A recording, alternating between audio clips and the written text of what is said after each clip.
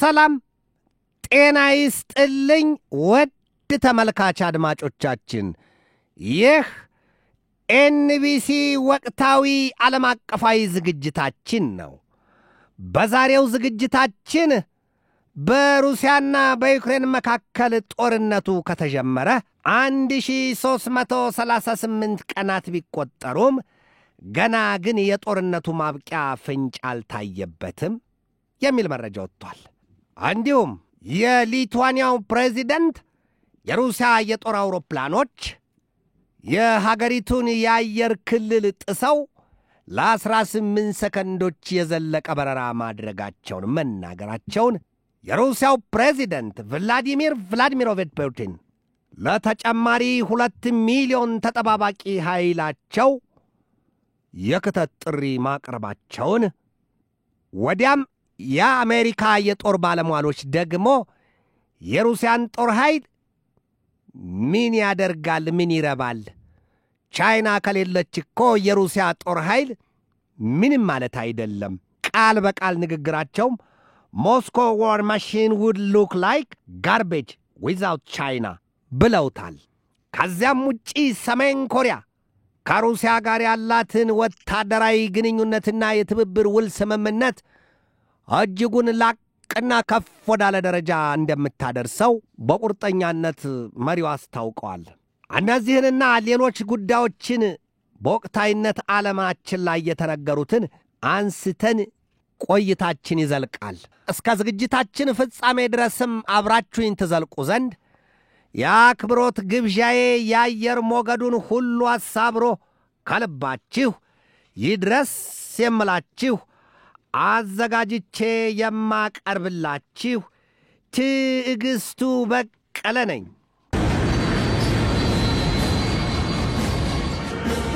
በሩሲያና በዩክሬን መካከል ጦርነቱ የተጀመረው እንደ አውሮፓውያኑ አቆጣጠር በ2022 የካቲት 24 ቀን ሐሙስ ዕለት ነው።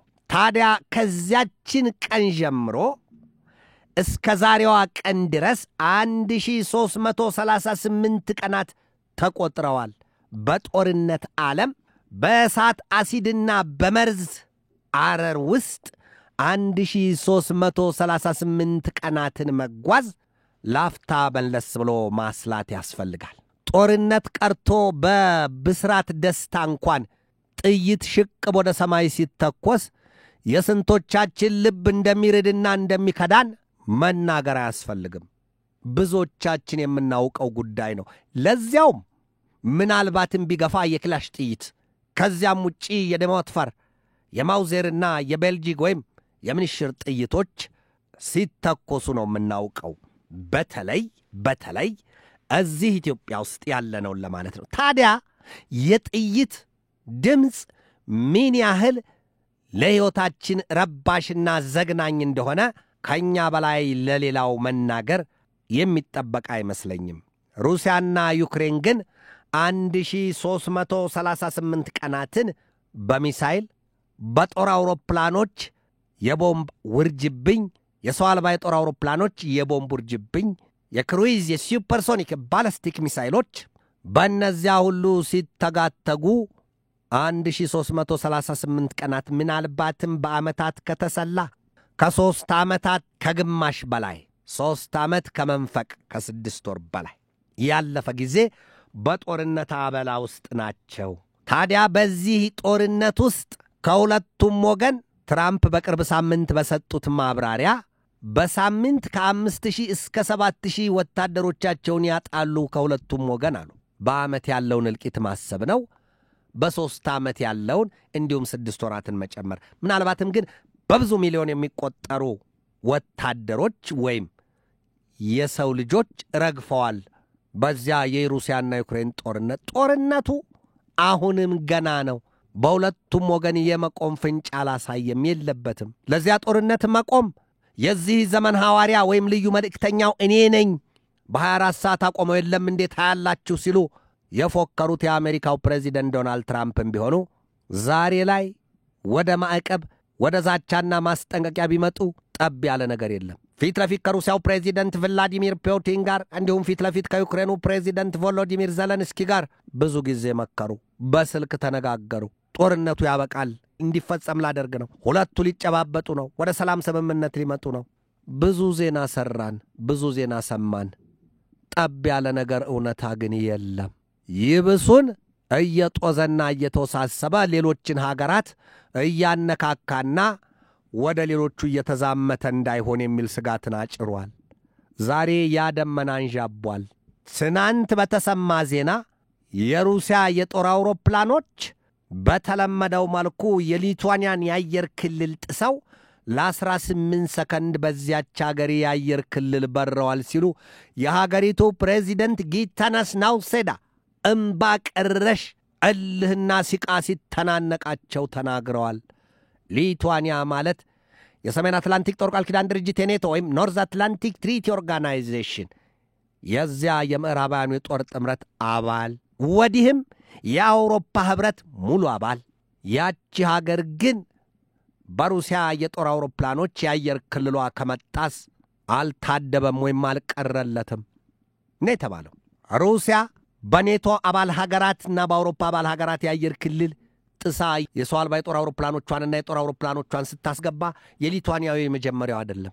መጀመሪያ በፖላንድ ከ20 የሰው አልባ የጦር አውሮፕላኖች በላይ፣ ቀጥሎ በኤስቶኒያ የጦር አውሮፕላኖቿን፣ ቀጥሎም በሮማንያ በተመሳሳይ እንዲሁም በጀርመን፣ በስዊድን፣ በሌሎችም የኔቶና የአውሮፓ ህብረት አባል ሀገራት የአየር ክልል እየጣሰች ማስገባቷን በምሬት የሚገልጡት ብዙዎች ናቸው።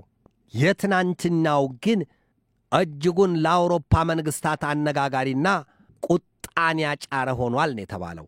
ትራምፕ ከፑቲን ጋር በሃንጋሪ ቡዳፔስት እንነጋገራለን ፊት ለፊት በዩክሬን ጉዳይ ጦርነቱ ማብቃት አለበት ሲሉ የሰጡትን ማብራሪያ እናስታውሰዋለን። ወዲያው ግን በቀናት ውስጥ ደግሞ ትራምፕ ቃላቸውን አጥፈው የለም ከሱ ጋር መነጋገር ጊዜ ማጥፋት ነው፣ ዌስት ኦፍ ታይም፣ አልነጋገርም ከሱ ጋር ከፑቲን ጋር አሉ። ታዲያስ በዚያ ማግስት ደግሞ በሩሲያ ሁለቱ የግዙፍ ነዳጅ ኩባንያዎች ላይ ማዕቀብ ጥያለሁ አሉ። ከትናንት በስቲያ ምሽት ዜናውን አስነገሩ። ይሄ ሁሉ ሆነ። ፑቲን አንድ ነገር የማይዘነጋው ጉዳይ ከአሜሪካው ፕሬዚደንት ዶናልድ ጄ ትራምፕ ጋር ሊያደርጉት የነበረው የቡዳፔስቱ የድርድር ወይም የውይይት ሂደት መሰረዙን ካረጋገጡ ከአንድ ቀን በኋላ የኒውክሌር ባለስቲክ ሚሳይል ሙከራ ማድረጋቸውን የተነገረው። ፑቲን እነዚያን ሁለት የኒውክሌር ባለስቲክ የአህጉር አቋራጭ ረዥም ርቀት ተምዘግዛጊዎቹን ሚሳይሎች ነው የሞከሩት። ጨዋታ አይደለም። አንጀትህ ከወጣ ደንግጥ ወይም ደግሞ የበሰበሰ ዝናብ አይፈራም ይላሉ ኢትዮጵያውያኑ። ስለዚህ የቁርጡ ቀን የመጣባቸው ነው የሚመስሉት ይሏቸዋል የሩሲያው ፕሬዚደንት። አንዱን የአህጉር አቋራጭ የረዥም ርቀት ተምዘግዛጊ ባለስቲክ ኒውክሌር ተደራሽ ሚሳይል የሞከሩት ከባህር ሰርጓጇ የጦር መርከባቸው ላይ ነው። ፑቲን በስኬት ተጠናቋል። ሁለተኛውን ደግሞ ከሌላ በሰሜናዊ ምዕራብ ክፍል ከሚገኘው የሀገሪቱ ስፍራ ነው የሞከሩት። ስለዚህ ምን ማለት ነው ከተባለ ያረረበት ያማስል ወይም ከገባሽ ይሆናል ነው ያለው ድምፃዩ። ፑቲን ከእንግዲህ በኋላ ምዕራባውያኑም እንደማይተኙላቸው አውቀዋል፣ እርሳቸውም ለምዕራባውያኑ እንደማይተኙ አውቀዋል፣ ተዘጋጅተዋል። ፑቲን ይሄ ብቻም አይደለም። ምንድነው የተተቹት? ኤዲያ የፑቲን ፉከራና ዛቻ የጦር መሳሪያ ሙከራ መደለቅ ከንቱ ነው፣ ቢከፍቱት ተልባ ውስጡን ለቄስ ነው አይነት ነገር ነው ሲሉ የአሜሪካ የጦር ባለሟሎች ተሳልቀውባቸዋል። እንዴት ቢሉ ደግሞ አሉ እነዚያው የአሜሪካ የጦር ባለሟሎች የሩሲያ የጦር ኃይል የሚታመነው ወይም ደግሞ ዋና መሰረቱን ያደረገው በቻይና በኢራንና በሰሜን ኮሪያ ላይ ነው። ከዚያ ውጪ እነሱ እርዳታቸውን ቢያቆሙ በአንድ ቀን እንደ ዳቦ ሰልፍ በአንድ አፍታ ይበተን የለም ወይ? ይፈታል። የሩሲያ ጦር ይፈታል ወዲያውኑ። ጦር ከፈታው ወሬ ፈታው፣ ከሺ ጦረኛ አንድ ወሬኛ እየተባለ ይነገራል በሀገራችን። ታዲያ ምን አሉ ፑቲን? ይህን ሰሙና 2 ሚሊዮን ለሚጠጉ ዜጎቻቸው የክተት አዋጅ አወጁ። ጥሪ አቅርበዋል። የጦር ኃይሉን ተቀላቀሉ፣ እንግዲህ የማይቀር ጉዳይ መጥቷልና ክተቱ፣ ኑ ግቡ፣ ተከተሉ ይብለዋል። እነሱ ምንም እንኳን የአሜሪካ የጦር ባለሟሎች በቋንቋቸው ሞስኮ war machine would look like garbage without China ያሉት ጉዳይ የለም። ገብታችሁ ትሞክሩታላችሁ፣ ጋርቤጅ ከሆነ ገብታችሁ ትሞክሩታላችሁ። ይሉሽን ባልሰማሽ ገበያ ባልወጣሽ፣ በኋላ እንደው ባልዘፈንሽ ከዘፈንሽ ባላፈርሽ እንዳትሆኑ እንታያለን፣ ቀኑ ይደርሳል ሲሉ ፑቲን ለዜጎቻቸው ተጨማሪ የጦር ኃይል ለመገንባት ጥሪ አቅርበዋል። ፑቲን ባቀረቡት ጥሪ መሰረት ያ ክተት የሚሰምር ከሆነ ሀገራቸው የሩሲያ ፌዴሬሽን በዓለም ላይ ሁለተኛዋ የባለ ግዙፍ ጦር ኃይል ባለቤት ትሆናለች ማለት ነው።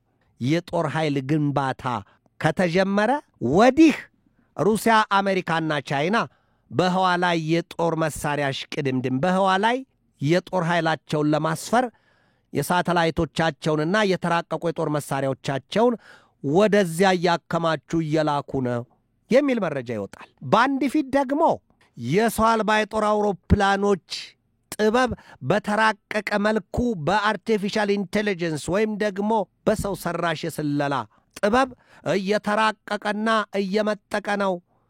የሰው ልጅ ወደፊት ጦርነትን በእጁ ምላጭ እየሳበ እያለመ የሚለፋበት ነገር ላይኖር ይችላል። ስለዚህ የሰው አልባን የጦር አውሮፕላኖች ወይም ብዙ ጊዜ ድሮን የምንላቸውን ድሮንስ እነዚያን እናያለን። በተለይ ደግሞ የኢራን ስሪቶቹ የሻሂድ 136 እና የካሚካዜ ሰው አልባ የጦር አውሮፕላኖች ወይም ድሮንስ እነዚያን እናያለን። እንዲሁም ደግሞ የሰው ልጅ ፊት ለፊት እያለመ አንዴ ተንበርክኮ ሌላ ጊዜ እያመለገ ከዚያም እየተንከባለለ ጦርነትን ላካሂደው ይችላል ወይም ጦርነትን ላይዋጋው ይችላል። በረዥም ርቀት ተምዘግዛጊ ሚሳይሎች በአህጉር አቋራጭ እንዳብነት ስናይ ሩሲያ ከሰራቻቸው ሚሳይሎቿ የረዥም ርቀት ተምዘግዛጊዎቹ የጦር መሳሪያዎቿ ብዙዎቹ ቢጠቀሱ 22000 ኪሎ ሜትሮችን ከድምጽ ፍጥነት በ22 እጥፍ እያለ የሚምዘገዘገው አዲስ የጦር መሳሪያ አላት። 22000 ኪሎ ሜትር። ይሄንን ለማሰብ ለማንም የተደበቀ አይሆንም። ይሄ ነው የዘመናችን የጦር መሳሪያ ጥበብና የጦርነት ስሌት እዚህ ደረጃ ላይ ደርሷል። በግና ፍየል ወይም ከብት ጎትቶ ሸጦ ከጎኑ ያለውን ለመግደል ጥይት እንደሚሸመትበት አይደለም።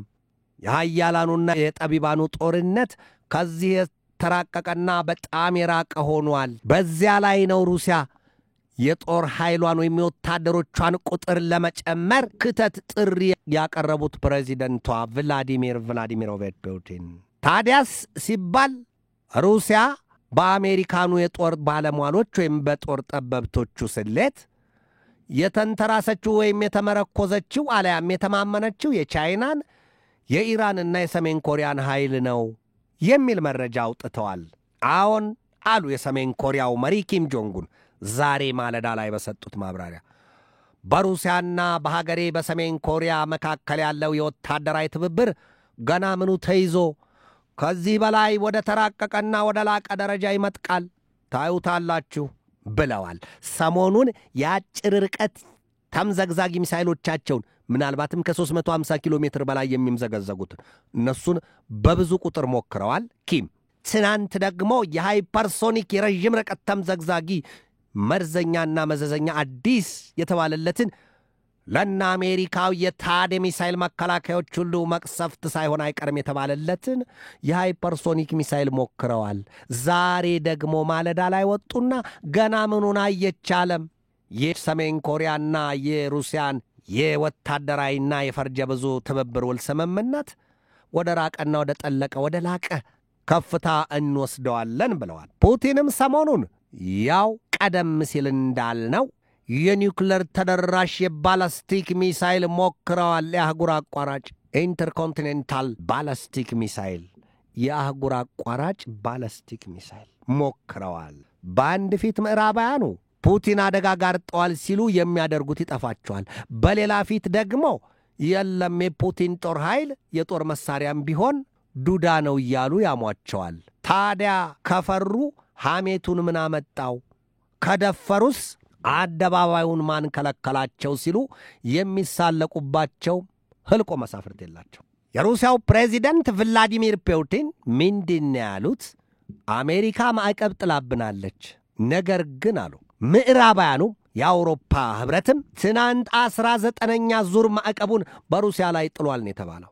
የወደቀ ዛፍ ምሳር ይበዛዋል ይላሉ ኢትዮጵያውያን አበው። የለም እሱን አይደለሁም ነው ያሉት የሩሲያው ፕሬዚደንት። የለም እሱን አይደለሁም እኔ።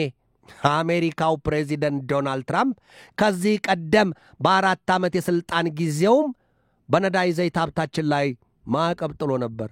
ነገር ግን የነዳጅ መቅጃ ሳልባቶዮቻቸውን ጭነው ባዶ እያንኳኩ የተመለሱት የዋሽንግተን ነዋሪዎች የአሜሪካ ህዝቦች ናቸው። መኪኖቻቸውን ጨምሮ ኢንዱስትሪዎቻቸውን፣ ፋብሪካዎቻቸውን ጨምሮ ተንኳኩቶ የቆሙት እነሱ ናቸው። አሁንም የትራምፕ የማዕቀብ ውሳኔ የእኛን የምጣኔ ሀብት የሚጎዳው የሚያስደነግጠው አይደለም። የእኛ እድገት በማዕቀብ የሚገታ ጉዳይ አይደለም፣ ይቀጥላል። ምንም አያስደንቅም። ግን አሉ ፑቲን፣ ግን ለዚያ ለትራምፕ ማዕቀብ መልስ ሳንሰጠው አንቀርም። ትራምፕ በልባቸው አጥብቀው ይፈሯቸዋል ይሏቸዋል ውስጥ አዋቂዎቹ ፑቲንን። የቀደመውን ዘመን የሶቪየት ኅብረት የጦር ኃይል ግንባታና የጦር መሳሪያ ጥበብ ሁሉ 79 ዓመቴ ነው ይበሉ እንጂ በተገቢው ያውቁታል። በዕድሜያቸው አንብበዋል። ቢያንስ እንኳን ቡና ላይም ሲወራ ሳይሰሙ አልቀረም። ስለዚህ ፑቲን እነዚያ ሁሉ የጦር መሳሪያዎች በእጃቸው እንዳሉ ያውቃሉ። ፑቲን ከዚያ ሁሉ በላይ በሩሲያ የስለላ መረብ ኬጂቢን የሚያህል ትልቁን ተቋም ቁንጮ ሆነው የመሩ ሰው ናቸው። በጣም ምሉእ የሚባሉ የዓለማችን መሪ ናቸው። የጦር አውሮፕላን ብቻቸውን የሚያበሩ ከውሃዋና እስከ ፈረስ ጉግስ ድረስ ፍጹም የተዋጣላቸው፣ የስፖርቱን ዓለም በተመለከተም እንደ ሰማይ ላይ ኮብራ ሲያሻቸው እየተወናጨፉ የፈለጉትን ማድረግ የሚችሉ የተዋጣላቸው ሰው ናቸው ይሏቸዋል። ፑቲን እውነተኛ ሳቃቸውንም አሳይተው አያውቁም ይሏቸዋል። ፈገግ ብልጭ ከምትለዋ ግንባራቸው ውጪ የልባቸውም አይታሰብም፣ ለማንም ሰጥተው ታያውቁም ነው የሚባለው። ሚስጥራቸው ድብቅ ነው የሚባለው። የሰው ሆዱ የወፍ ወንዱ አይታወቅም። ፑቲን ማለት እኒያ ሰው ናቸው ይሏቸዋል። ፑቲን በምዕራባውያኑ ስሌት የቀድሞ የሶቪየት ኅብረት ግዛቶችን በሙሉ ወደ ራሳቸው መጠቅለል ይፈልጋሉ። ከግዛቶቹ አንዷ ዩክሬን አይደለችም ወይ? ፑቲንም ተናግረዋል። ዩክሬን የኛ ናት፣ ይህንን አምና ማትቀበል ከሆነ በኒውክለር እንመታታለን ብለዋል። ምን ያስፈልጋል? አሜሪካ ብትከራከር ዩክሬንን የተከላከለችበት ምንም መንገድ የለም ነው የሚባለው። ወደ መጨረሻው እንምጣ። በዚሁ በተያዘው የጥቅምት ወር 30ኛው ቀን የኤዥያ ፓሲፊክ ኢኮኖሚክ ፎረም ይካሄዳል። ያ የሚካሄደው ደግሞ በደቡብ ኮሪያ ሴውል ቡሳን ነው። ለዚያ ስብሰባ የአሜሪካው ፕሬዚደንት ዶናልድ ትራምፕም የቻይናው አቻቸው ሺ ጂንፒንግም እዚያው ይከትማሉ። ታዲያስ የአሜሪካው ፕሬዚደንት ዶናልድ ትራምፕና ሺ ጂንፒንግ ፊት ለፊት ተገናኝተው ይመክራሉ የሚል መረጃ ወጥቷል። በተመሳሳይ ግን ትራምፕ ከሰሜን ኮሪያው መሪ ኪም ጆንጉን ጋር ተገናኝተው በዚያ ስብሰባ ይመክራሉ ወይ ሲሉ ሲሳለቁ፣ የለም ምን ሊያደርጉ የሰሜን ኮሪያው መሪ ቡሳን ይገባሉ ወይም ደቡብ ኮሪያ ምድር ይረግጣሉ? ከትራምፕስ ጋር በምን ስሌት ሊነጋገሩ ይችላሉ? አንቺው ታመጪው አንቺው ታሮጪው ይሉትን የሆነው። ታዲያ ትራምፕና ዢ በዚያ የቡሳን ወይም የደቡብ ኮሪያ የአፔክ ስብሰባ አጋጣሚ ምን ይመክሩ ምን ይወስኑ የሚለው ጥያቄ ብቻ ነው የሆነው። ምናልባትም በገቡበት የንግድ ጦርነታቸው ዙሪያ አንድም ሊያረግቡት አሊያም ሊያራግቡት፣ ይሄም ጥያቄ ነው፣ ለእነርሱ ነው የሚቀረው። ነገር ግን ጥቅምት 30 በአውሮፓውያኑ የአፔክ ስብሰባ ይደረጋል ተብሎ ይጠበቃል እዚያ ደቡብ ኮሪያ ውስጥ። ወደ ኤንቢሲ ተመልካች አድማጮቻችን የዛሬን በዚህ ተሰናበትኳችሁ። በቀጣይ ሰኞ በሌላ ርዕሰ ጉዳይ እንገናኛለን። እስከዚያው ከልባችን እስከ ዓለማችን ሰላም ተመኘሁ። በድጋሜ ሰላም።